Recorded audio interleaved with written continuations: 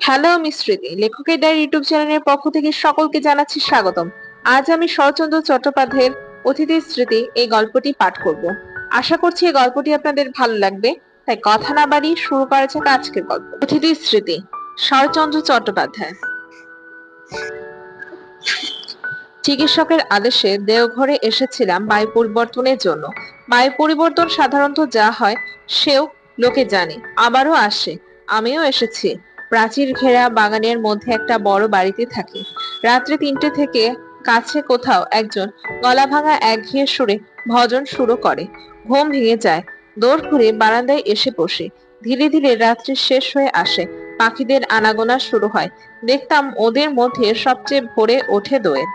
অন্ধকার শেষ না হতে তাদের গান আরম্ভ হয়। তারপর একটি দুটি করে আসতে থাকে বুলবুলি, শ্যামা, শালিক, টুনটুনি পাশের বাড়ির আম গাছে, এ বাড়ির বকুল কুঞ্চে, পথের ধারের অশ্বত্থ গাছের মাথায়। সকলকে চোখে দেখতে পেতাম না, কিন্তু প্রতিদিন ডাক শোনার অভ্যাসে মনে হতো যেন ওদের প্রত্যেককেই চিনি। হলদে রঙের এক জোড়ে বেনে বউ পাখি একটু দেরি করেই আসতো। প্রাচীরের ধারের ইউক্যালিপটাস গাছের সবচেয়ে উঁচু ডালটায় বসে তারা প্রত্যহ হাজিরা হেঁকে যেত।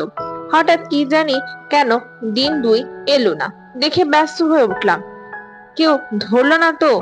এদেশে ব্যাধের অভাব নেই, পাখি চালান দেওয়াই তাদের ব্যবসা। কিন্তু ৩ দিনের দিন আবার দুটোকে ফিরে আসতে দেখে মনে হলো যেন সত্যিকার একটা ভাবনা ঘুচে গেল।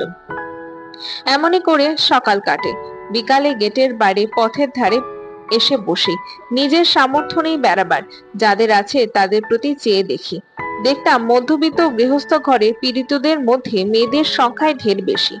প্রথমে যেত পা ফুলো ফুলো অল্প বয়সী একদল মেয়ে। বুঝতাম এরা বেড়াবিড়ির আসামি। খোলা পায়ে লজ্জা ঢাকতে বেচারাদের কত না যত্র। মোজা পরার দিন নয়, গরম পড়েছে, তবু দেখি কারো পায়ে আট করে মোজা পরা। কেউ বা দেখলাম মাটি পর্যন্ত লুটিয়ে কাপড় পরেছে, সেটা পথ চলার বিঘ্ন।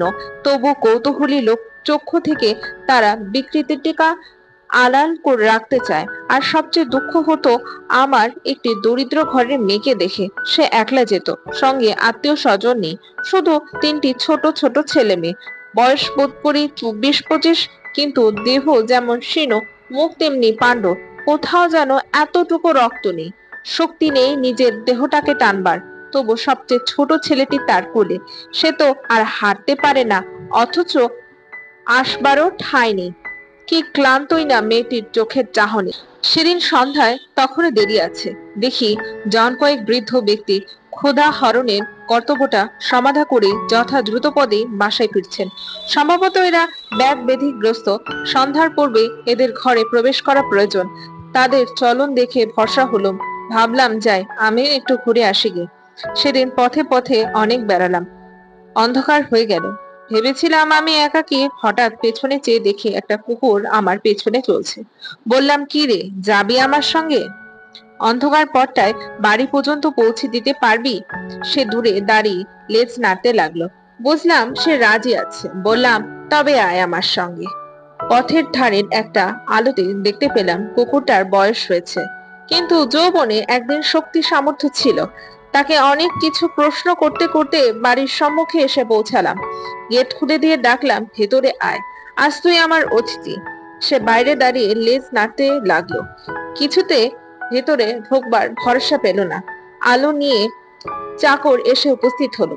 গেট বন্ধ করে দিতে চাইলে বললাম, না, খোলাই রাখো, যদি আসে ওকে খেতে দিস। ঘন্টাখানেক পরে খোঁজ নিয়ে জানলাম সে আসেনি, কোথায় চলে গেছে। পরদিন সকালে বাইরে এসেই দেখি গেটের বাইরে দাঁড়িয়ে আমার সেই কালকের অতিথি। বললাম, কাল তোকে খেতে নেমন্তন্ন করলাম, এলিনি কেন? জবাবে সে মুখ পানে চেয়ে তেমনি লেজ নাড়তে লাগলো। বললাম, আজ তুই খেয়ে যাবি, না খেয়ে যাস নে, বুঝলি? প্রত্যুত্তরে সে শুধু ঘন ঘন লেজ নাড়লে অর্থ বোধ হয় এই যে, সত্যি বলছো তো? রাত্রে চাকর এসে জানালো সে কুকুরটা এসে আজ বাইরের বারান্দার নিচে উঠানে বসে আছে। বামুন ঠাকুরকে ডেকে বলে দিলাম ও আমার অতিথি, ওকে পেট ভরে খেতে দিও। পরের দিন খবর পেলাম অতিথি যাননি। আতিথেয়ত্বের মর্যাদা লঙ্ঘন করে সে আরাম নিশ্চিন্তে বসে আছে। বললাম, তা হোক, ওকে তোমরা খেতে দিও। আমি জানতাম প্রত্যহ খাবার তো অনেক ফেলা যায়, এতে কারো আপত্তি হবে না, কিন্তু আপত্তি ছিল, এবং অত্যন্ত গুরুতর আপত্তি। আমাদের বাড়তি খাবারের যে প্রবল অংশীদার ছিল এ বাগানের মালিনী, এ আমি জানতাম না। তার বয়স কম, দেখতে ভালো এবং খামা সম্বন্ধে নির্বিকার চিত্ত। চাকরদের দরদ তার উপরই বেশি। অতএব আমার অতিথি করে উপবাস। বিকালে পথের ধারে গিয়ে বসি, দেখি অতিথি আগে থেকেই বসে আছে ধুলোয়। বেড়াতে বের হলে সে হয় পথের সঙ্গী। জিজ্ঞাসা করি, হ্যাঁ অতিথি, আজ মাংস রান্নাটা কেমন হয়েছিল রে? হাড়গুলো চিবাতে লাগলো কেমন? সে জবাব দেয় লেজ নেড়ে, মনে করি মাংসটা তাহলে ওর ভালোই লেগেছে। জানি না যে মালির বউ তারে মেরে ধরে বের করে দিয়েছে, বাগানের মধ্যে ঢুকতে দেয় না, তাই ও সম্মুখে পথের ধারে বসে কাটায়। আমার চাকরদেরও তাতে সায় ছিল। হঠাৎ শরীরটা খারাপ হলো, দিন দুই নিচে নামতে পারলাম না।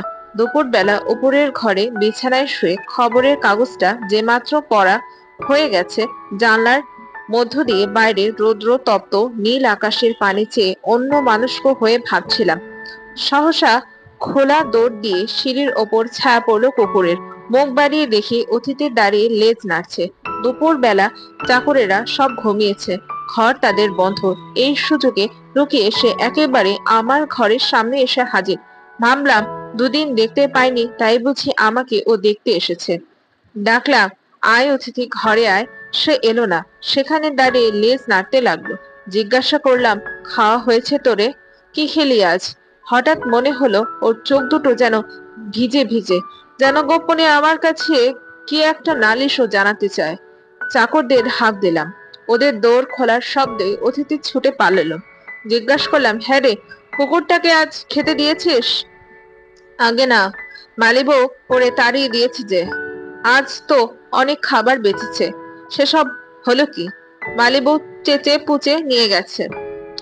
আমার অতিথিকে ডেকে আনা হলো। আবার সে বারান্দার নিচে উঠানের ধুলোয় পরম নিশ্চিন্তে স্থান করে নিল। মালি বউয়ের ভয়টা তার গেছে।